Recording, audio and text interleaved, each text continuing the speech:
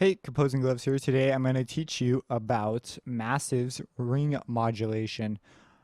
I'm starting with ring modulation because this modulation oscillator is quite the topic. It can do a variety of things, and it gets very confusing very quickly because a lot of these things are interrelated, and showing examples of what these things do often uses you combine a lot of these different modulation types. Now, to understand this, you need to understand what a carrier is and what a modulator is. So a carrier is an original signal, and then a modulator is a signal that's introduced into that signal to change its waveform, to change, pretty much just change its waveform. And when you do that, you get some pretty crazy results. So now this modulating oscillator does it in a unique way because this is a digital synth. If you want to know a little bit more about digital synths and why those are cool, go to my video about the sample and hold feature in Massive, and it will explain that. So if you look at this routing option here, you'll see there is no modulating oscillator on there. The reason is this is inserting its signal into one of these oscillators. So it would be like over here somewhere, and then these oscillators are taking that signal in. This does not have a separate out. Now, if you get an actual FM plugin, which usually can do ring modulation and other various things, I know Citrus can. I think it can do all of these, and you can like route them into as many as you want, and you can send separate outs to each of them. So that's why you'd get a plugin like that. So what ring modulation is when you add a frequency. So let's look at a waveform. So we have a waveform here. Here's another waveform. You'll see these waveforms perfectly match. And that's pretty much what we have going on right now. When you add the modulation frequency to this, they add together. And so if you were to turn this on and play it, there's not that much different going on. Oh, well, let's put the ring model on, of course, and turn it all the way on. Now it'll sound different. So there you have it. Nothing much really happening. But if you turn this up, you are now changing the wavelength. You're basically making this guy slightly shorter than this guy according to its pitch.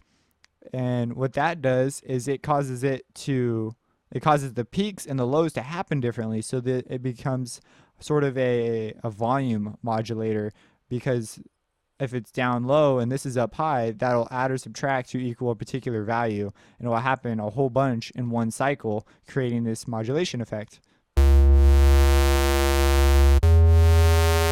And by changing the pitch, you change the size of the waveform, so that changes with it.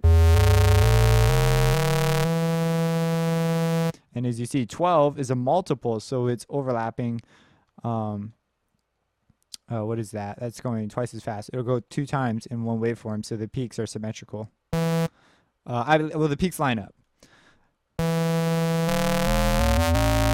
Now get this, the number 19 is an interesting one. It just lines up just so.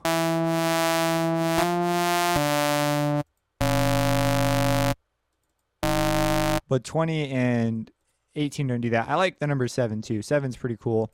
Now if you move it way up, all the way to 64, this modulating signal is unrealistically like fast, and because of that, it will fit like a whole bunch of times into the oscillating signal. So if we play it,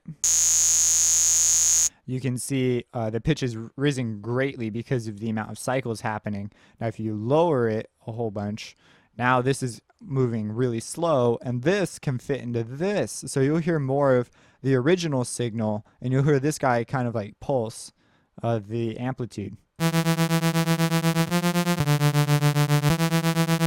Now this is not the same as a volume automation, because it's a waveform difference. So you get different results on speed variables.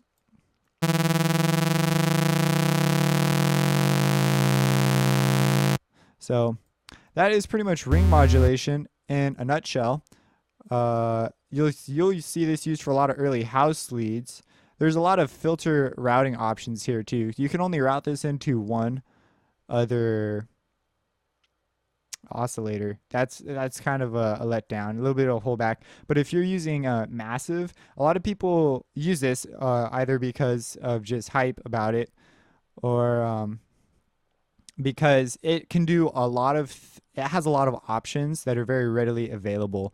And unless you're looking to go in depth in a particular type of sound design, it just fulfills needs.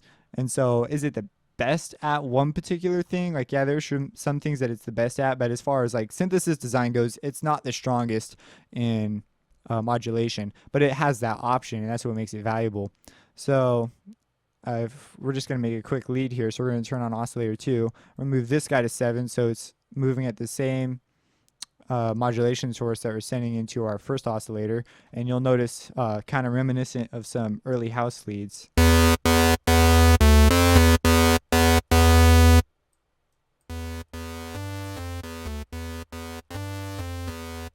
And then you can add like some chords and stuff. Chords don't sound the best when they're this low because the frequencies tend to overlap in inconvenient places, and they're happening so slowly that the ear could pick them up rather easily.